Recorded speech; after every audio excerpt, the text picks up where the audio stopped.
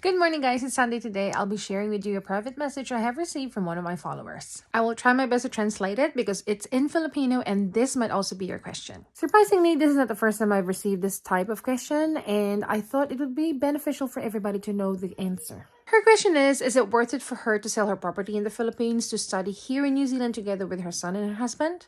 She's very much aware that there is recession currently going on here, and she has also heard a lot of stories about people going back home and not landing a job even if they are open work visa holders. Before I give my answer, guys, please be reminded that I am not an immigration lawyer or an advisor of any kind, and I am not connected with any immigration or recruitment agency. Personally, I'm in your situation, I will be keeping my property or any assets I've got back home. So if in case I'll be given the chance to study in New Zealand and it didn't work, at least I won't be losing everything. Second point, the competition is tight.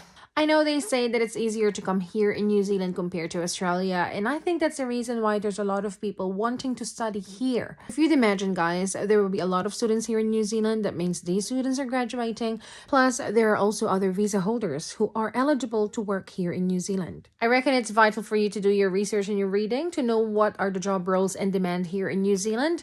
And just a tip, you can look for the green list of occupations because these roles have pathway to residency. And sadly, you were right. I've heard stories about people who have finished their course here in New Zealand, but because they didn't find a job, they ended up going back home. It's a very big decision, but I think at this point, it is best for you to speak with your husband, decide on what you should do, and I'm pretty sure you'll end up with a very good decision because you'll know what's best for your family. I am not discouraging anyone to come here to New Zealand, but I think it is important for me to share, since I have the opportunity, on what is really happening here. Lastly, I would like to remind everyone that each of our stories is different. It may not have worked for some to move here or live here in New Zealand, but who knows? This might be the right decision for you.